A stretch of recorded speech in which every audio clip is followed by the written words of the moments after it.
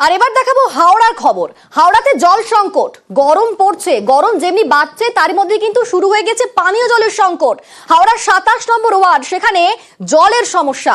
পুরসভার জলে মিলল পোকা, নোংরা জলে অসুস্থ এলাকাবাসী। আমাদের সঙ্গে রয়েছেন প্রতিনিধি দেবাশিস।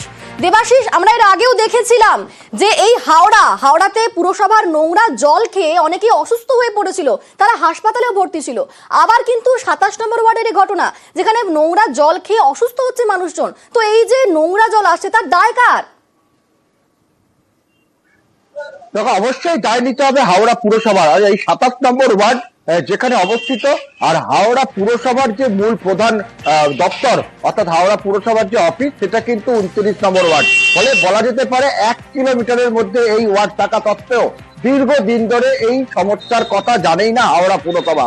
সবচেয়ে বড় বিষয় হচ্ছে সেখানে, আর এই গরম পড়তেই কিন্তু একই বিভিন্ন জায়গা থেকে আমরা আগে জানতে পারতাম যে মানুষের কাছে জল নেই, কলে জল আসছে না। এখন জল এলেও কিন্তু সেটা কার্যত বিষপান, অর্থাৎ সেই জলে সার্ফের জলের যে ফেনা হয় সেই ফেনা এবং কি ময়লা পোকা সেগুলো তো রয়েছে, এবং দীর্ঘদিন ধরে একই সমস্যায় 27 নম্বর ওয়ার্ডের বেশ কিছু অংশে। এবং হাওড়া পুরসভা যে 27 নম্বর ওয়ার্ডের প্রাক্তন কাউন্সিলর, তার কাছে গেছিল, তিনি বেশ কয়েকবার চেষ্টা করলেও পরবর্তীকালে তিনি জানিয়ে দেন যে পুরসভায় যেহেতু কোনো বোর্ড নেই, ফলে তাদের হাতে কিছু করার নেই। ফলে এই সমস্যায় দীর্ঘদিন ধরে সমস্যায় কয়েক হাজার মানুষ কার্যত জল কিনে খেতে হচ্ছে, আর যাদের জল কিনে খেলার ক্ষমতা নেই তাদেরকে সেই বীজ জলই পান করতে হচ্ছে।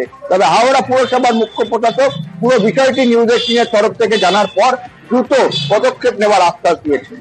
বেশ, ধন্যবাদ। স্থানীয়ভাবে আমরা কমপ্লেন পেয়েছি সেখান থেকে যে জলের কোয়ালিটি নিয়ে। এখানে আমাদের অনেক সময় বিভিন্ন জায়গাতে জলের লাইনের খুব প্যারালাল ড্রেন পাইপস বা এটসেট্রা যায়। আমাদের জলের যারা আধিকারিক, যারা ইঞ্জিনিয়ার আছেন, তারা যাবেন এবং সেখানে যদি কোনো কন্টামিনেশনের জায়গা থাকে সেটা তারা অবশ্যই চেক করবেন। এমার্জেন্সি ব্যবস্থা নেওয়ার তারা সে ব্যবস্থা নেবেন। আমাদের জলের খুব সমস্যা, মানে নর্দমা জল গন্ধ এত, না হাত ধোয়া যাচ্ছে, না খাওয়া যাচ্ছে, না কিছু করা যাচ্ছে। বাইরে থেকে জল কিনে এনে চান করতে গেলে বাইরে থেকে জল কিনে আনতে হচ্ছে, এরকম অবস্থা পরিস্থিতি দাঁড়িয়েছে। আর জলের মধ্যে পোকা বেরোচ্ছে। কাউন্সিলর তাকে জানিয়েছি, তারপর মিউনিসিপালিটিতে চিঠি দিয়েছি, কোনো উত্তর আসেনি, কোনো কিছু না, বলছে হবে কাজ। গন্ধ বলে গন্ধ, পচা গন্ধ একদম। শরীর খারাপ তো হয়েছে, কি করা যায় বলো? ওরা তো সব কিনে জল খায়, আমরা তো চাপা কলে, এটা তো বাইরে, এখানে চাপা কলে ভালো নেই, চাপা কলে তো পোকা উঠছে, কি করবে? আবার জলের খুব সমস্যা। নিউজ 18 বাংলার খবরের জের, এসটি সার্টিফিকেট নিয়ে কড়া রাজ্য সরকার। এই কাস্ট সার্টিফিকেট ইস্যু নিয়ে নয়া নিয়ম। ভুয়ো সার্টিফিকেটে পুলিশের চাকরি, আমরা দেখিয়েছিলাম সেই খবর, যেখানে ভুয়ো এসটি সার্টিফিকেট দিয়ে 100-রও বেশি পুলিশের চাকরি হয়েছিল। তারপর ভুয়ো কাস্ট সার্টিফিকেট দিয়ে এমবিবিএস এ পড়ছিল এক পড়ুয়া। আমরা নিউজ 18 বাংলার সেই খবর দেখাই। খবরের পরেই আরো কড়া রাজ্য। সার্টিফিকেটে প্রয়োজন অতিরিক্ত জেলা শাসকের অনুমতি। ঠিক কি বলা হচ্ছে? আমাদের সঙ্গে রয়েছেন প্রতিনিধি বিশ্বজিৎ। খবর দেখানোর পর কি কড়া পদক্ষেপ করা হচ্ছে এবার? দেখো, ফেব্রুয়ারি মাস জুড়েই আমরা একের পর এক যে ভুয়ো এসটি সার্টিফিকেট দিয়ে কিভাবে ভর্তি, কোথাও চাকরি, এই ধরনের নানা অভিযোগের তথ্য আমরা তুলে ধরেছিলাম, এবং বেশ কিছু জায়গায় মহকুমা শাসক অফিস থেকে সেই সমস্ত সার্টিফিকেট বাতিল করে দেওয়ার তথ্য আমরা তুলে ধরেছি। কিন্তু এই যে ফাঁকফোকর রয়েছে, অর্থাৎ এসটি সার্টিফিকেট, ভুয়ো এসটি সার্টিফিকেট, বিভিন্ন পদবি, যেটা 2023 সালের এক বিজ্ঞপ্তিতে রাজ্য সরকার বিভিন্ন পদবীর উল্লেখ করে সেই পদবীর যারা এসটি সার্টিফিকেট রয়েছে তাদের এসটি সার্টিফিকেট যাচাইয়ের কথা বলেছিল, সেই পদক্ষেপকেই আরো একবার মনে করিয়ে দিয়ে আরো কড়া হাতে এই ভুয়ো সার্টিফিকেট যাতে কেউ না পায় সেই সুনিশ্চিত করার জন্য আরো এক দফায় নোটিশ জারি হলো।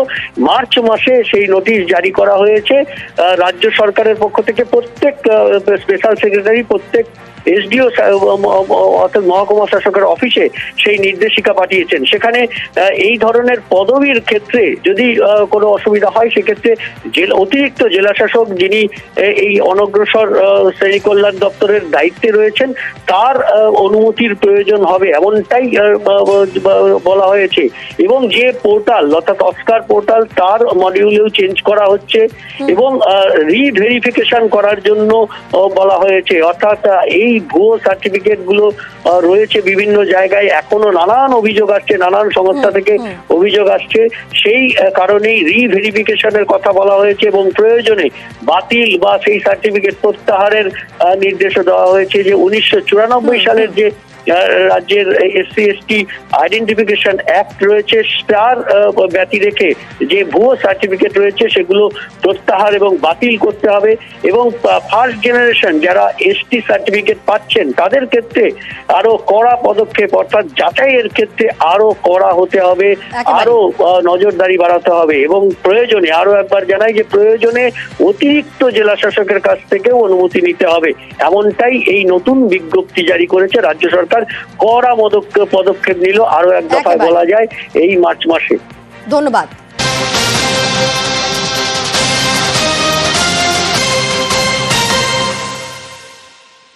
আর এবার দেখাবো বালুরঘাটের খবর। বালুরঘাটে দীর্ঘ অপেক্ষার পর দাবি পূরণ। কিসের অপেক্ষা? না রাস্তার অপেক্ষা। দেখুন, বালুরঘাটের দেওরা, সেখানে দীর্ঘ রাস্তা, এতদিন পর্যন্ত সেখানে রাস্তা তৈরি হয়নি। স্বাধীনতার পর এই প্রথম মিলবে রাস্তা। অবশেষে রাস্তা পাচ্ছে বালুরঘাটের দেওরা। এতদিন ধরে রাস্তার দাবি উঠছিল, শেষ পর্যন্ত সেখানে রাস্তা তৈরির জন্য সমস্ত কাজকর্ম করা হয়েছে। আমাদের সঙ্গে রয়েছেন প্রতিনিধি অনুপ। অনুপ, ঠিক কিরকম পরিকল্পনা করা হচ্ছে দীর্ঘদিন পর, মানে এতদিন পর প্রথম রাস্তা হবে সেখানে? একদমই, দেখো স্বাধীনতার পর থেকে এই এলাকার বালুরঘাট ব্লকের জলঘর পঞ্চায়েতের ছোট দেউরা এলাকা, এই এলাকার মানুষ কিন্তু একটা রাস্তার জন্য দাবি করে আসছিল। তারা বিভিন্ন সময় পথ অবরোধ করেছে, বিভিন্ন সময় তারা ভোট বয়কটের ডাক দিয়েছে, কিন্তু বারবার জানিয়েও কোনো ফল হয়নি। তবে এই তাদের যে স্বপ্ন তা পূরণ হচ্ছে। জেলা পরিষদের তরফ থেকে উত্তরবঙ্গ উন্নয়ন দপ্তরের প্রায় 1 কোটি টাকারও বেশি টাকা বরাদ্দ করা হয়েছে এবং সেই রাস্তার কাজের সূচনাও হয়েছে। যে ঢালাই কংক্রিট রাস্তা, প্রায় 2 কিলোমিটার মতন রাস্তা সেখানে তৈরি করার কাজ শুরু হবে খুব শিগগিরই।